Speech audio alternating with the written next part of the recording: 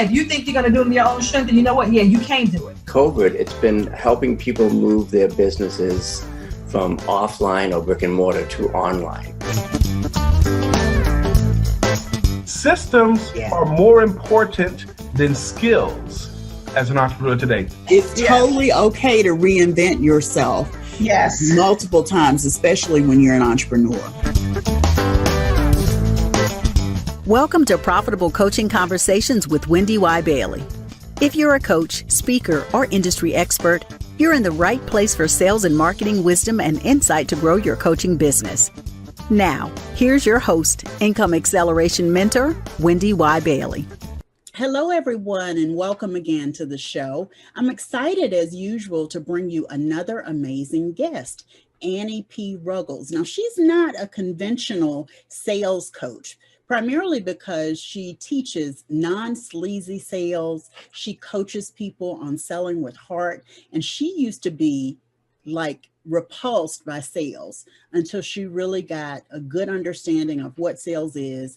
And now she helps others do the same thing. Welcome, Annie. Thank you, WendyY. I'm delighted to be here. Yeah, I'm glad to have you. I love that you're clear. I used to hate sales until I came to understand what it really is. Mm-hmm. So what's your definition of sales? Solving problems for money. That's it. I love it. That's all it is. I love what it. I thought it was arm twisting, manipulating, lying, over-promising, under-delivering, tricking people. I mean, I did, because those are the ways that I had been sold to. Mm-hmm. Not by everyone, obviously, but enough that I was like, hold on, no, I'm a giver. I'm a lover. I can't do sales. That's not me. And so what I did is I just over-delivered myself almost to death. I almost over-delivered myself out of business. And someone said, well, how often are you selling? And my answer was never. Well, I don't sell. I market. I don't sell. No. I thought something's got to change here. And so I had to go out and redefine it. And when I wanted to redefine it and I stripped all that nastiness and drama and trauma away, that's the definition I came up with. You know, you're preaching to the choir, because I'm totally the same way. I think sales or selling is about creating a relationship. It's about connection. It's about nurturing. It's about support. It's about, like, before we started the recording, you asked me, how did I want my audience to feel? That's a sales question. That's a sales question. I mean? That's a sales question. Because at the end... Sorry, go ahead. I was just going to say, at the end of the episode, I really want people to see you the way I do. As, you know, what did you say? A loud introvert? Yep. Kind of wacky and just really wacky. Fun. Yeah. But, you know, my heart is on my sleeve all the time. And I know that, you know, we're talking to coaches right now. And coaches are human equivalents of the giving tree. We give and we give and we give and we give. And often we have loosey-goosey boundaries. I did. I just wanted my clients to sing my praises. And so what would I do? Oh, Annie, let me call you at 3 o'clock in the morning. Okay. Oh, Annie, I need this overnight. I told you about it yesterday. I know that it's a weekend. Oh, Annie, check your email while you're on vacation. Hey, Annie, I can't afford that. Cut the price down to nothing. And I did all of these things because I wanted them to get ahead, but I didn't include myself in my own success. And so I wound up resentful of the very people I was trying to serve because I wasn't adequately selling. And so I had to also reframe it in my mind as selling is giving with healthy boundaries. I love that. I really, really do. And the boundaries piece is so important when you start talking about extending an offer for somebody to work with you. Inviting someone to do business with you. And I love your very simple definition. Sales is giving something for money. So I heard sort of how you came to that. When did you start to turn the corner, and when did you see a difference? Not when, but what difference did you see in your business once you turned that corner? So when, and then what was the difference that you saw? When was in about 2019. I had been doing different versions of marketing and branding strategy, first in small business and then in software and then back in small business for a really long time. And what I started to notice, the pattern I started to see back in 2019 was that these incredible driven purpose angels were coming to me. We were building them gorgeous marketing. They had all of this love and value to share, and they were flat busted broke constantly. And I was thinking, how is this possible? We are doing everything correctly. You're amazing. You're showing up consistently. What's wrong? And then the engine is missing. Something is missing. And then I looked at their businesses and I thought, are they all modeling me? Am I doing something wrong? And so then I had to look at my own practices, and I looked at that over delivering, never asking.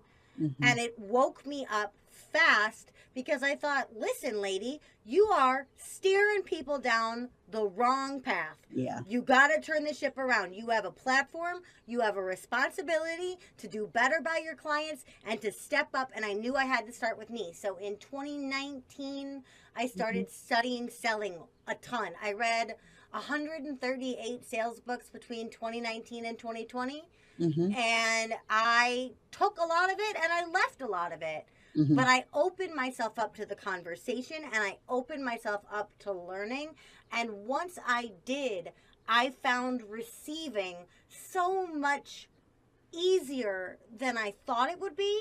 And what really surprised me and what really took hold is that I found a way to sell that my clients loved.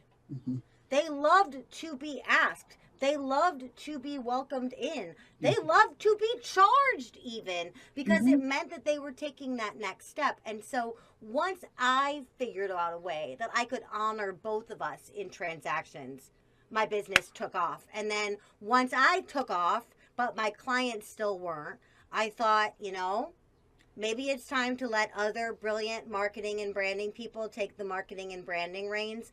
I'm going to focus specifically on that last stretch of the marathon, which is asking for the sale. Yeah, very, very cool. And today you typically serve what clients? Coaches, healers, and other helpers. I call them my ask avoidant but money dependent do-gooders. Right? So I love it. Well, if you're a nonprofit, you got to go do fundraising. You got to go get grants. If you're independently wealthy, good for you. I don't judge that. But if you're ask avoidant and money dependent, we got a problem. We got to fix it. And for me, the people I serve best, just like many, many coaches do, are the people who feel like my own cousins, those overgivers, the empaths, the bleeding hearts. And so that's why I focus in specifically on coaches, healers, and other people in service-based professions. Love it, love it, love it. So we're going to take a quick break. And when we come back, we're going to do our signature segment. Okay? We'll be right back.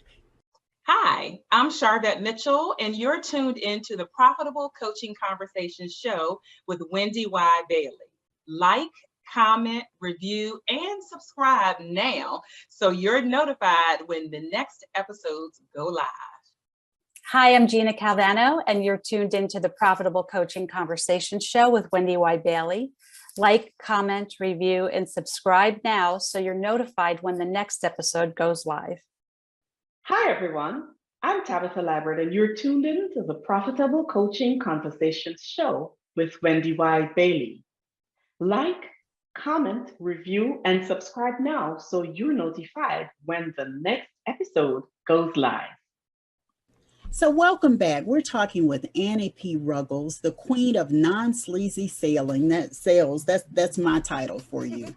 But we've had a really delightful conversation so far. Let's jump into our profitable wisdom segment. First question is, who's had the greatest influence on you in your life? I was raised in a household with my mother, my father, my maternal grandmother, and my maternal grandfather. And on every level, my answer is those four. On my life, on my development, my personal life, my personality, all of those things were fostered by them. But also my entrepreneurial loves, my interest in small business, my using a platform, accruing a platform, all of that comes from my used car salesman grandfather, my writer grandmother, my business strategist father, and my decorated motivational speaker mother. Definitely those four. Yeah, lots of influence there, lots of different kinds in of one influence. house, one very loud house. That's not a bad thing, though. No. You know, I just kind of envision you. We talked before about being movie buffs, and I just kind of imagine you being in one of those movies that I've seen where, you know, the whole family lives in one house, and so, you know, everybody knows what's going on with everyone else in the house, and there's always this banter going back and forth, and I can imagine that's pretty cool. Pretty cool. It was really amazing, and it was also, I was so lucky to grow up in a place with two entrepreneurial parents because it didn't confine me into being an entrepreneur. I didn't really expect to necessarily be one, but the possibility was always there, and the self-emphasis and the self-efficacy was always there of you don't have to rely on somebody else. If you want to do something, you can go off on your own and do it, or you can find peers and mentors instead of bosses. And I don't think if I had grown up in a different household, I would have felt as emboldened as a young 20-something to be like, I don't like working for jobs. I'm going to go make my own job. Yeah. You, like you said, you knew the possibility existed. So it wasn't something that you shied away from. You weren't always looking for your next job kind of thing. Yeah. I get it. I get it. So what's the best business advice you've ever received? That's a toughie because I have been gifted, but with the wealth of 1,000 mentors in my life. But I think it's keep your eyes on your own paper. And I think that was true when I started because I didn't want to become a carbon copy of somebody else. Like when I first started doing this, everybody was trying to be the next Marie Forleo. I like Marie Forleo. I don't want to be Marie Forleo. But what I've noticed even more and more about the importance of keeping your eye on your own paper is now so much of social media is just completely fake.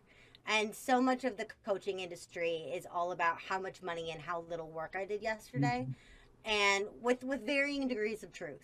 But if I took that, that's what I was gonna say, and most of it isn't true. Yeah, exactly. Yeah. But if I took that as canon, if I took that as law, then how would I be able to ever gauge my own success? So that's really what I had to do, and it just keeps evolving, right? And now that I'm established and I'm on my own and I'm becoming known, I still got to keep my eyes on my own paper because otherwise I would drive myself absolutely insane. Well, I have 2,000 Instagram followers, but WendyY has 15. Who cares? Is a thief of dreams. Comparison is a thief of dreams. And social media, like you said, has made it really challenging if you believe what people post. You know, like you said, varying degrees of truth. And I assume everything is true. I'm just a super trusting person. So if you tell me that you made $300 bajillion yesterday, I'm inclined to believe you. Yeah. But because I'm inclined to believe you, I'll also go look at my own bank account, and suddenly what made me blissfully happy in terms of the day's gains the day before now feels inadequate. Yeah. But this is my position about what I see on social media. Yep. I have blinders on, you know. Yep. I see here and there. I pay attention to the people who are part of my tribe, but I don't get sucked into whatever I see from so-called influencers, right? I'm an influencer in my own right, and I don't boast about whatever I make or made, or I just don't think that's has to be part of the picture. So let's move on. So what's been the largest single sale you've ever had in your business? What was the amount, the circumstances, and what did you do to celebrate? It was a $5,000 keynote. I was not expecting a $5,000 keynote. It came out of the clear blue sky, but on a referral. And this is the crazy part. It was on a referral from someone who wanted to be in my program but couldn't afford it. And I did what I always do. I gave him a bunch of homework. I gave him a bunch of love. I didn't give him any guff. I handled the objection. It was a real objection. It was true. It was not just a big made up excuse. So I sent them out with my like care package of ideas on their merry way. And lo and behold, they got some great gains. And then somebody said, hey, I need a keynote speaker, but it's about ethics. Who do you know? And they're like, well, there's this lady and I didn't hire her and she wasn't mean about it. And they were like, cool, her. I love it. How did I celebrate? Well, I always celebrate my sales by ringing my little sales bell. It says, I just made a non-sleazy sale. So I always love it. do that. And then I'm pretty sure that we had a movie marathon, my husband and I. I'm obsessed with Angela Lansbury. And so I'm guessing, this was a while ago, but I'm guessing it involved some kind of fabulous delivery dinner, a good bottle of wine, and some Angela Lansbury. That's what I'm talking about. That's what I'm talking about. She's like, what, 96? She's 95. 95? Okay. Yeah, she's getting up there. I'm a fan as well. I wrote her a letter. Listen, here's my really? one random thing about Angela Lansbury. She will write you back. I know because she wrote me back. So and if you you're knew a fan, it wasn't like a canned letter. It wasn't from a secretary. It wasn't from... She specifically referenced something I wrote in her handwriting on what she sent back to me. Very cool. Yeah, very So, cool. Listen, she's 95, y'all. If you're an Angela Lansbury fan, Google her address. The one you find will be correct. Send her a letter. She's 95. We're on limited time. Yeah, very Tip. true. Yeah, very true. So we all have times when we feel like giving up, when we consider giving up in our business. What has helped you move through those times successfully? I've had about 900 bajillion of those times. Let's just normalize the fact that I've had like a bajillion of those. And if somebody says they don't have it, they're not being honest. I've had a couple of people on the show who've been like, oh, I never feel that way. And I'm like, okay, keep doing what you're doing. Maybe you haven't been in long enough, whatever, but you do feel that way. So what did you do? What do you do when you're facing that? I remember that entrepreneurship is a roller coaster and that it's supposed to have peaks and valleys. And then personally, for me, I ask myself the question, would my clients be served enough without me? Meaning, if I went off the market tomorrow, would my clients be in good hands? And in the sales industry, there's a lot of good people out here. I'm not saying I'm alone, but no. Your clients need you. My clients need me. Yeah. And if my clients need me, I am a giver. I will show up for them. And then I will remember also in my own life, my personal why, right? That'll bring me back to my personal why of what I'm trying to create for my life or for my family or for my legacy. But for me, first I got to remember downs always come up through hard work, right? And downs are normal and you can come up through hard work again. But are my clients, is my industry good enough without me? Are my clients served enough without me? No. And the answer is no. Yeah. It took years and years and years of toil and bravery and tenacity for me to get to this point. If I chose to walk away from it tomorrow, would that mean anything? Would that transfer to anyone? Would my clients be served enough? No. Okay, well then sit down at your desk, take a deep breath, together. drink some water, put a smile on, and get back to delivering value because that's all you can do. Very good. Very good. And what's the greatest personal accomplishment outside of your business? I have OCD, and my OCD manifests with a little bit of anxiety and a whole lot of depression. And I think my biggest personal accomplishment is learning how to honor my very special brain on good days and in bad. In sickness and in health. I gotta get married to my own brain in that way. But learning how to love me, live as me, care for me is an ongoing process. It's not a huge on paper accomplishment, but it's kept my head above water, and I'm really, really proud of the work I do on myself each and every day. Yeah. Yeah, and just so you understand, I totally get that. You know, we were supposed to do our interview last week, and it was just a tough week for me. So I was so grateful in your flexibility, and now I understand why. Like you understand when people are having a week or a time because you live with it, you deal with it yourself. Yes, yes. And And we people don't have to honor those understand. things. Yeah, people don't understand that people like us can't take it for granted because it doesn't just happen naturally. We really do have to work at that. I am my racehorse, right? Yeah. I say this all the time. If you were a mega gajillionaire and you made your money racing horses, those horses would have the best shelter, the best food. If that horse was tired, you would not run it. If that horse was sick, you would get the best doctor available. I am my racehorse. I am my moneymaker. I am my resource. If something happens to this, the business shuts down. And sometimes the business needs to shut down, and I need to give myself the grace and the space for that. But on the ongoing day-to-day, if I'm not treating myself like the best and most important thing I have in my business, if I'm treating my computer better than I'm treating my brain, it's not going to go well for me. Business is going to suffer. Yeah, for sure. Yeah, good stuff, good stuff. So we'll be right back, and I'd love to hear your parting thoughts. Sound good? Sounds great. Hi, I'm Tim Fitzpatrick, and you're tuned into the Profitable Coaching Conversation Show with WendyY Bailey. Like, comment, review, and subscribe now so you're notified when the next episode goes live. Hi, I'm Dr. Flora Brown, and you're tuned in to the Profitable Coaching Conversation Show with WendyY Bailey. Like, comment, review, and subscribe now so you're notified when the next episode goes live.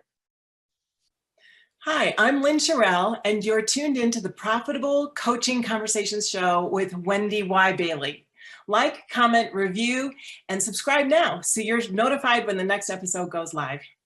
So welcome back. We've been talking with Annie P. Ruggles, who's the queen of non-sleazy selling. That's kind of what I've dubbed you, and Miss Annie. You'll take it? Mm-hmm. We've talked about a ton of things, and what I'd love for you to do is sort of circle the wagons. And if there's one thought you want viewers and listeners to walk away with from our conversation, what would that be? Selling is not the terrible way that you have been sold to. None of that behavior that I mentioned at the top, none of the ways that you've been misled or mistreated are required behavior for selling. You do not have to do any of those things, but you do have to ask. If you do not ask, your business will die. But if you can learn to ask from a place of personal integrity and grace, and if you can stay focused on the person on the other end of the transaction too, then your business will not only succeed, then you're carving a legacy, then you're creating impact. But that cannot happen until you're willing to ask. Very cool, very cool. And I know you have a gift for everyone. Can you describe it, and we'll put the link in the show notes? Yes, if you are in active sales avoidance, listen, do not go to my website, do not pass go, do not collect $200. What I want you to do is I want you to reach out to me directly on a platform with messaging, which is, for me, Instagram or LinkedIn are the best. But what that will allow me to do is help you literally prep for your next selling situation. If you're going into a networking opportunity, a sales call, a pitch, you have an email you don't know how to draft, don't do it alone. Hit me up. But the gift that I have for you today is on my website at anniePruggles.com. Don't give the link. Oh, I'm sorry. That's okay. We'll cut around that. Oops. If you go to my website, you will find my guide to the 4 kinds of sales baggage. Those are those traumas that I'm talking about what we think selling is. And that will help you reframe selling for yourself. Awesome, awesome. Annie, thank you so much for being here and serving as a guest. Oh, it has been my absolute pleasure to be with you, WendyY. Thank you for having me. Yeah, it's been great talking with you too. We're kindred spirits in so many ways. I just love, we could just go on and on and on. So I just appreciate you taking the time to come on the show. Until next time, my dear, I can't wait. Thanks everybody for being here. We'll be back with another episode in the very near future and another amazing guest. Be sure to join the Profitable Coaching Society at profitablecoachingsociety.com. It's a private Facebook community, a growing community of coaches and other transformation folks who are there to learn how to grow their businesses. So we'll see you next time. Join the group and take care, everyone. Bye-bye.